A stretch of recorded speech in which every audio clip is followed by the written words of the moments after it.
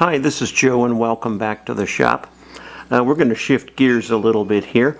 I have a transom repair I have to do on an old Glass Spar Avalon 16-foot boat. So I pulled the motor and I built a little wooden stand out of some 2x6s, and so the motor's there. And then here, let me pan down and show you what else I have done. We have removed the there's a fiberglass piece that sits over the top of the rear of the boat, and it's basically storage and just a cover. So we've removed that, and let me show you the stern of the boat here. There's 1.5 inches of plywood here, and it's just totally shot. So what we're going to do before you do any cutting, you want to sort of evaluate what you have here. We have to leave a lip. So when we replace the plywood, we can come in and we can laminate new glass over the top. So we may have to dig out the plywood in here, but we want to leave a lip all the way around. Now, down here at the bottom, and I'll show you inside the boat in a minute, there's a subfloor with stringers running lengthwise on the boat. So we have to make sure we cut above that subfloor, because we may have to replace it, but we want to take it out first in this section here. If the wood is dry, then we'll leave that there. If not, then we're going to have to come in and we're going to have to take out the end of the subfloor. But for the time being, if the wood is good, we want to leave this lip above the subfloor or below the subfloor. So we're going to draw our lines here, and we're going to cut along the lines. Now on the inside of the transom, there's layers of fiberglass. So we do not want to cut through that. We want to leave that fiberglass in place, and we want to just replace the plywood. So we're going to use an oscillating multi-tool to cut this area out. Let me reposition the camera and show you something else we have to be concerned about. Here's the subfloor. Here's the edge of the subfloor, and here's the transom right here. So we're going to cut above this subfloor, and then once we get the transom out, we'll do some more inspecting to make sure that if the edge of that subfloor is also destroyed or dry rotted or wet rotted out, then we're going to have to cut that out. But we're going to do that separately, because if the wood is good, then we just want to leave all that in place, and we don't then have to rebuild the end of the subfloor. Okay, another situation we have to take a look at here. Always evaluate before you do any cutting. Let me show you, let me back out the camera, show you something else here. We're looking at the top of the transom here, and I have a straight edge running from the right hand side of the hole over just past the center of the transom. As you can see, the transom is not straight.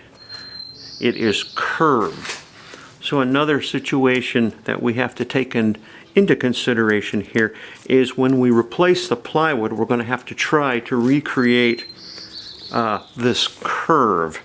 So I'm going to take some pictures at various points, and we're going to mark what those dimensions are on each side. And then when we replace the wood, we're going to have to try to get as close as we can to this taper or curve on the transom of the boat. What I did was I took and held this ruler in place, and then took a tape measure, and at various points along the transom at given marks, and I photographed these with my cell phone. I measured what the distance is of the curvature here.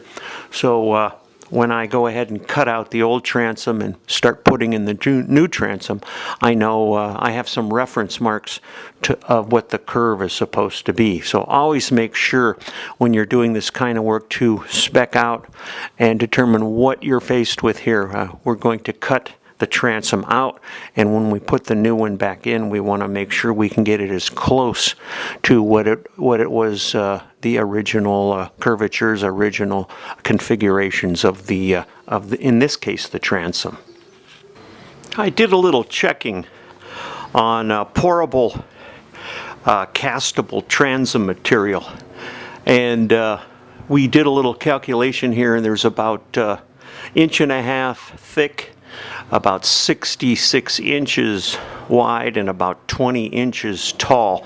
Comes out to about 2,000 cubic inches. And in order to do a castable transom foam, you're looking at $500, possibly $350. And because the transom is curved, we're going, if we decide to go with a marine plywood, we're going to have to come in with 1/4 inch plies in order to be able to match the curvature of the transom that currently is on the boat. So it's of course much cheaper to do plywood and then laminate the plies together with some stiffened epoxy with a filler. So even with the filler, and probably use vinyl ester resin instead of epoxy. Vinyl ester resin has a lot of similar properties to epoxy, but is about half the price. And what we'll do is, on some of the edges and things, we'll still use epoxy because of the strength, and the epoxy does not absorb as much water as polyester or vinyl ester type products. So we'll save the vinyl ester for the inside and then do the outside with the epoxy. So looking at this, I pulled the stainless steel plate off the other side, and looking at the condition of the outer skin, more than likely what I'm going to do is cut from the inside of the boat and remove the inside fiberglass and leave the exterior glass in place, and then come in and sand it after we replace with the new plywood and epoxy all of that in, and put some glass layers on the inside. We'll then come through and sand this down, fill in all the holes, and it will be far less expensive than replacing and fairing the outer skin of the boat. So we're going to do that on the inside instead. So I've removed all the brass fixtures and some of the sensors, and we're getting ready now to use the multi-tool, the oscillating multi-tool, to start cutting on the inside of the boat, and then we will go purchase some 1/4 inch plywood. I figure we're going to need about 3 sheets of plywood, and at the widest point it's about 66 inches, maybe a little less, considering I have these the way I have the drawing done on the transom here. So probably 3 sheets. That comes out to right around $70. A gallon of polyester, or a gallon of vinyl ester resin with hardener, is around $80. A gallon of epoxy resin, and I use West Systems. A gallon of epoxy resin with hardener is about $155. So we're going to go with the vinyl ester on putting in the transom pieces, and then we'll use the epoxy resin for the fairing and some of the joint repairs and things. So let me reposition the camera. We're going to get inside the boat, and we'll start cutting the center core out and leave the external skin intact. So that will be a slightly different approach, but I think it will be cheaper in the long run.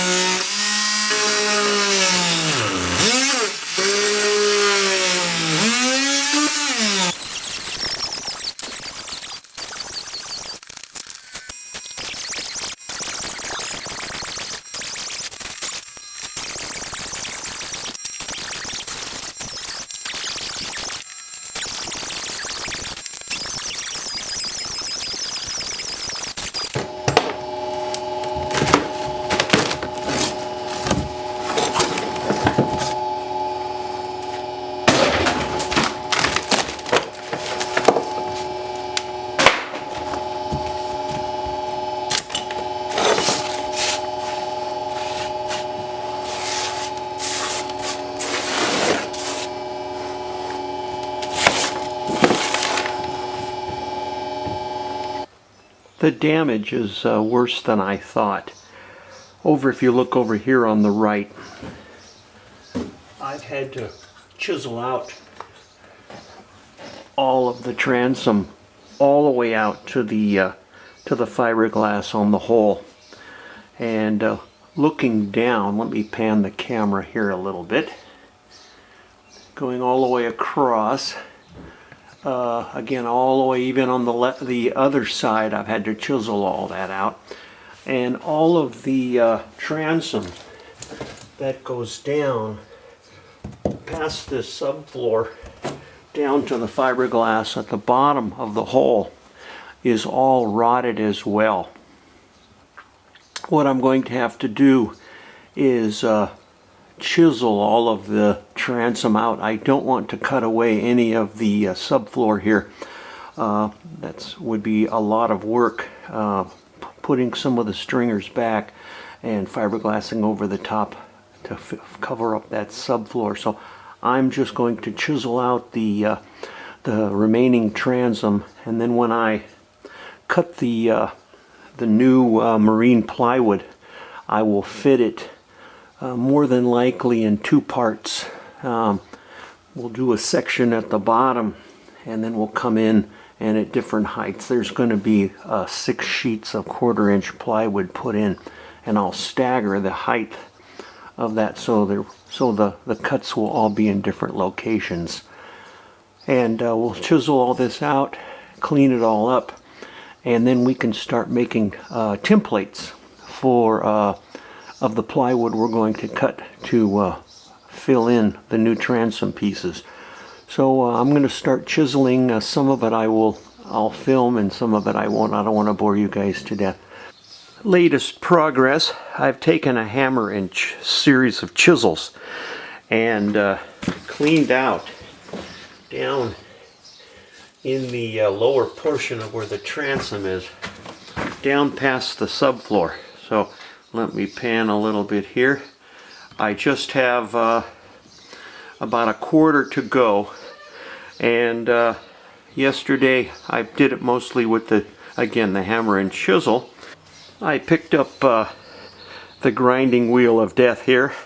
I saw Andy on Boatworks Today use this to clean out or hog out a bad transom. So instead of doing the chisels, which worked okay, I'm going to give this a shot and see if I can get in that corner over there and remove as much of the old rotted out plywood. It's pretty stiff in there now. So we're going to try this new tool, see how it works out.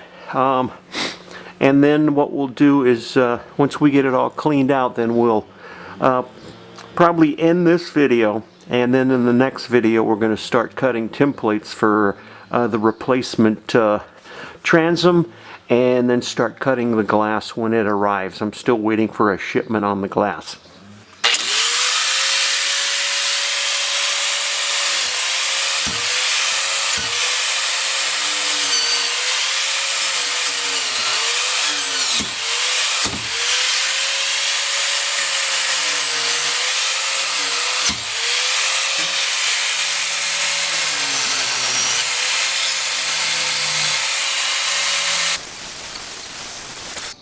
Here we're looking down into the in front of the subflooring where the lower part of the transom was.